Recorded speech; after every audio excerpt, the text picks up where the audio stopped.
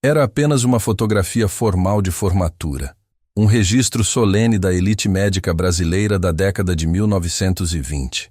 Jovens doutores, prontos para moldar o futuro da nação, posando com orgulho nas escadarias da Faculdade de Medicina do Rio de Janeiro. Mas, se você ignorar os rostos confiantes na primeira fila e focar sua atenção nas sombras, lá no fundo, onde a luz do sol mal alcançava, você encontrará um segredo. Ao dar zoom no rosto do aluno que tentava se esconder atrás de um colega mais alto, a história oficial começa a desmoronar. Há algo errado com o bigode dele. Há algo delicado demais nas mãos que seguram o diploma com tanta força que os nós dos dedos estão brancos. E há um objeto, um pequeno anel dourado no dedo anelar, brilhando com um reflexo que não deveria estar ali.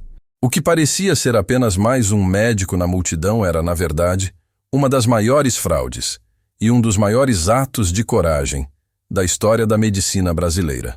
Uma farsa que durou uma vida inteira e que só foi descoberta agora, quase 100 anos depois. Prepare-se. O que vamos revelar hoje vai mudar a forma como você olha para fotografias antigas. Em novembro de 2024, o arquivista e historiador Dr. Marcelo Viana estava realizando um projeto monumental, a digitalização do acervo centenário da Faculdade de Medicina da Praia Vermelha, no Rio de Janeiro. O objetivo era preparar um livro comemorativo para o centenário da turma de 1924. Era um trabalho solitário e poeirento. Marcelo passava seus dias em uma sala climatizada, manuseando álbuns encadernados em couro que pesavam quilos, cujas páginas estalavam ao serem viradas, liberando aquele cheiro característico de tempo guardado. Numa tarde chuvosa de terça-feira, ele chegou à caixa marcada como Turma de 1924, Formandos e Corpo Docente. Dentro havia uma fotografia panorâmica, excepcionalmente bem preservada, tirada pelo renomado estúdio Fotografia Malta. A imagem mostrava 42 homens. A legenda abaixo, caligrafada em tinta ferrogálica, listava 42 nomes masculinos. Marcelo iniciou o protocolo padrão: escanear a imagem em altíssima resolução para permitir a restauração digital de eventuais fungos ou rasgos. A imagem apareceu no monitor de 32 polegadas. Marcelo começou a limpar digitalmente o rosto de cada formando, removendo manchas de oxidação. Foi um trabalho mecânico, até ele chegar ao canto superior direito da foto. Lá, quase escondido pela sombra de uma coluna, estava um aluno identificado na legenda como Isidoro Fontes. Ao ampliar o rosto de Isidoro para remover uma mancha escura na bochecha, Marcelo parou. Ele ajustou os óculos, aproximou o rosto da tela. Aquilo não era uma mancha de oxidação. Aquilo parecia cola. Marcelo ampliou o zoom ao máximo que a tecnologia permitia. O bigode de Isidoro, um vasto bigode estilo guidão, típico da época, tinha uma textura estranha. Não nascia da pele, parecia estar aderido a ela. A linha do maxilar era suave demais, sem a aspereza da barba feita que se notava nos outros alunos. Mas foi quando Marcelo baixou o olhar digital para as mãos de Isidoro que ele sentiu um calafrio percorrer sua espinha. As mãos eram pequenas, de dedos longos e finos, sem os pelos ou a estrutura óssea robusta dos colegas ao lado. E no dedo anelar da mão direita, apertando o canudo do diploma como se sua vida dependesse daquilo, havia um anel. Não era apenas um anel de formatura padrão. Era uma peça ligeiramente grande demais para o dedo, girada para o lado, como se estivesse folgada. E na face do anel, brilhando contra a luz do flash de magnésio de 1924, havia um brilho inconfundível. Marcelo pegou o telefone imediatamente e ligou para sua colega, a doutora Elisa Campos, especialista em História de Gênero na Primeira República. Elisa, disse ele com a voz trêmula, acho que encontramos um fantasma na turma de 24. Você precisa vir aqui agora. Mas antes de desvendarmos quem era Isidoro Fontes e por que ele estava usando um disfarce naquela cerimônia solene, preciso te fazer um convite. Se você gosta de investigações históricas que trazem à tona verdades que o tempo tentou apagar, inscreva-se no canal agora. Ative o sininho. Cada like e cada inscrição nos ajuda a continuar escavando esses mistérios. E me diga nos comentários, você guardaria um segredo por toda a sua vida para realizar um sonho? Quando a doutora Elisa chegou e viu a imagem ampliada, sua reação foi de choque absoluto. Isso é impossível, ela murmurou. Mas está aqui.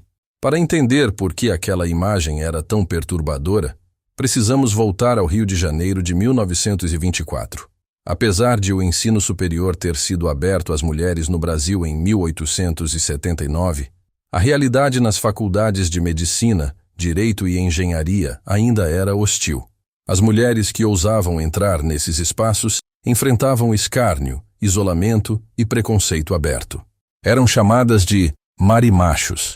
Sofriam trotes violentos e muitas vezes eram reprovadas por professores que acreditavam que o cérebro feminino não era apto para a ciência. Muitas desistiam. Outras persistiam a um custo emocional devastador. Mas a figura na foto parecia ter escolhido um terceiro caminho: a invisibilidade. Marcelo e Elisa começaram a investigar o nome Isidoro Fontes.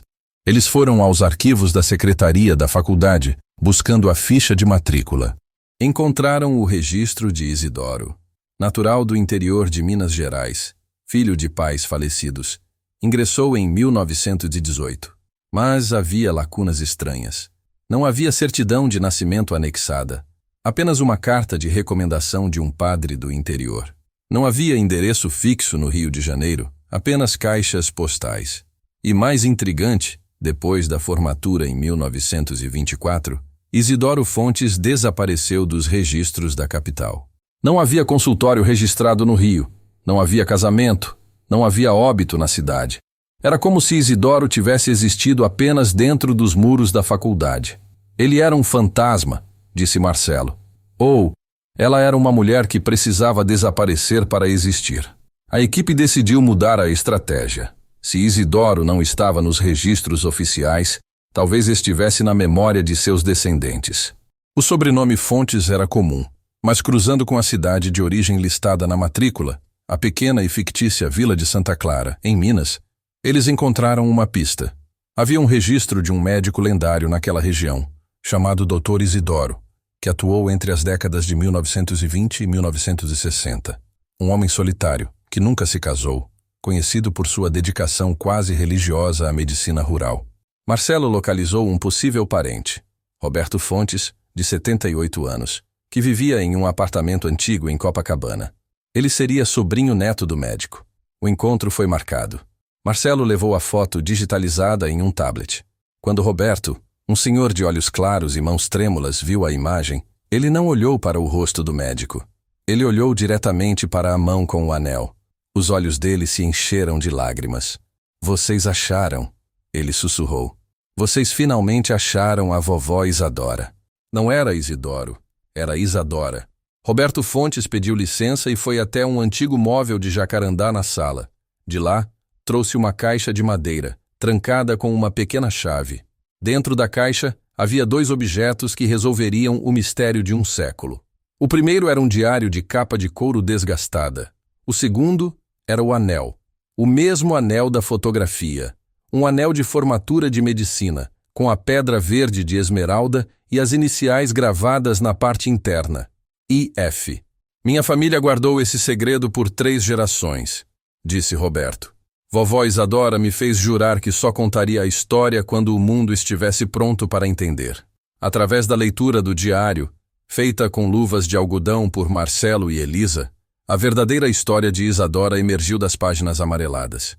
E era uma história de determinação que beirava a loucura.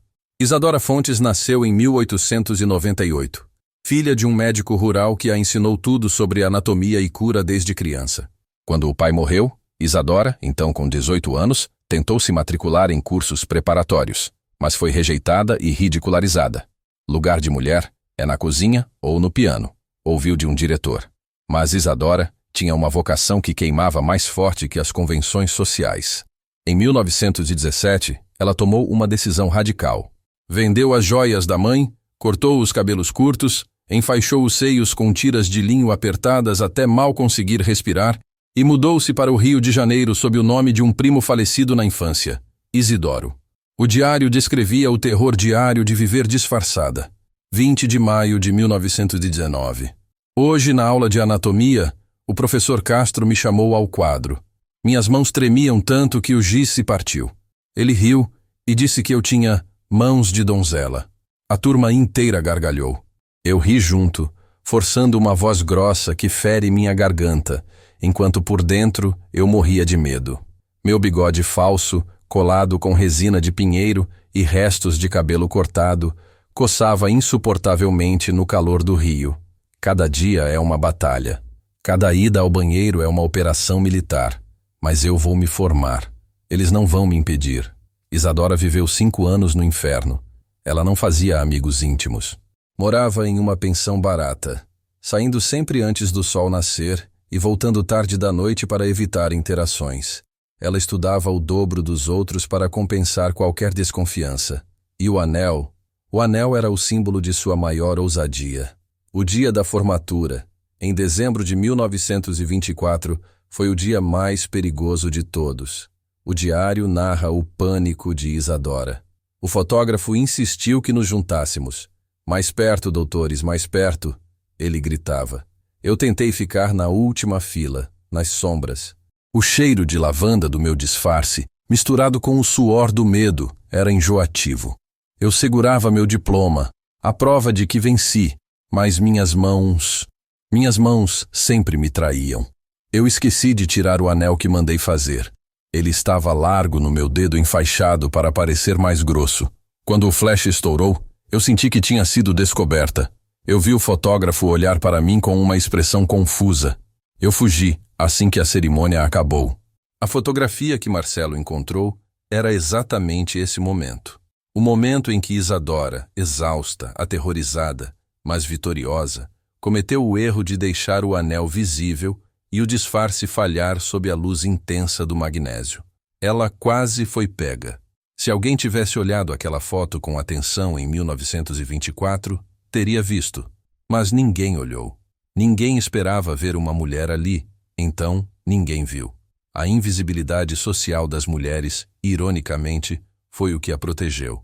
Após a formatura, Isidoro desapareceu do Rio. Isadora voltou para o interior de Minas Gerais.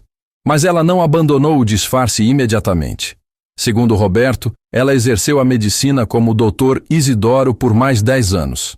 Era a única forma de ser respeitada pelos fazendeiros e pacientes conservadores da região. Ela viveu uma vida de celibato e solidão absoluta para proteger seu segredo. Nunca se casou. Adotou um menino órfão, o pai de Roberto, e o criou como seu sobrinho. Foi apenas na década de 1940, quando já era uma figura estabelecida e amada na região, que ela começou a relaxar o disfarce. O bigode desapareceu. As roupas masculinas deram lugar a terninhos mais neutros. As pessoas começaram a desconfiar, é claro. Rumores corriam de que o Dr. Isidoro era afeminado, ou diferente, mas ele salvava vidas. Ele fazia partos de graça. Ele curava febre amarela. E na hora da dor, ninguém se importava com quem estava segurando o bisturi. Isadora morreu em 1968, aos 70 anos. Em seu leito de morte, ela entregou a caixa com o diário e o anel ao neto, Roberto. Suas últimas palavras, segundo ele, foram: "Eu não fui um médico homem, eu fui um médico, e isso basta." Roberto abriu a caixa de veludo na frente de Marcelo e Elisa. Lá estava o anel. Ouro maciço, pedra verde. Marcelo pegou a lupa que sempre carregava. Ele comparou o anel real com a imagem ampliada no tablet. Os arranhões no metal. O formato da cravação da pedra. Eram idênticos. Aquele objeto físico era a ponte tangível entre a lenda e a realidade. Era a prova de que a figura no fundo da foto não era um erro de revelação, nem uma mancha. Era Isadora. A descoberta de Marcelo Viana e Elisa Campos resultou em uma correção histórica sem precedentes. Em uma cerimônia emocionante realizada em outubro de 2025, a Faculdade de Medicina do Rio de Janeiro retificou a ata de colação de grau de 1924. O nome Isidoro Fontes recebeu uma anotação oficial ao lado. Pseudônimo de Doutora Isadora Fontes. A foto restaurada, com o zoom no rosto de Isadora e em seu anel, agora ocupa um lugar de destaque no saguão da universidade. Não como uma curiosidade, mas como um monumento. Ao lado da foto, em uma vitrine blindada, repousa o anel, doado por Roberto. Essa história nos ensina algo poderoso sobre o passado. Muitas vezes, aceitamos a narrativa oficial, a foto dos homens sérios e vitoriosos, sem questionar.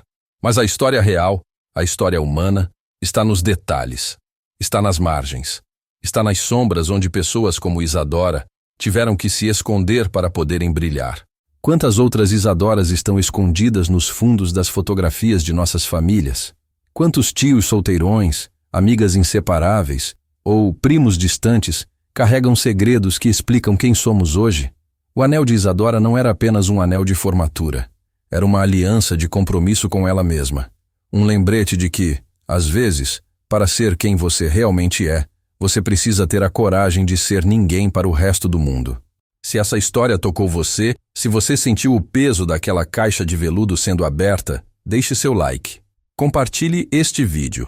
Ajude-nos a garantir que a história de Isadora Fontes seja conhecida em todo o Brasil. E não esqueça, da próxima vez que você olhar para uma foto antiga, dê um zoom. A verdade está esperando para ser descoberta. Obrigado por assistir e até a próxima investigação.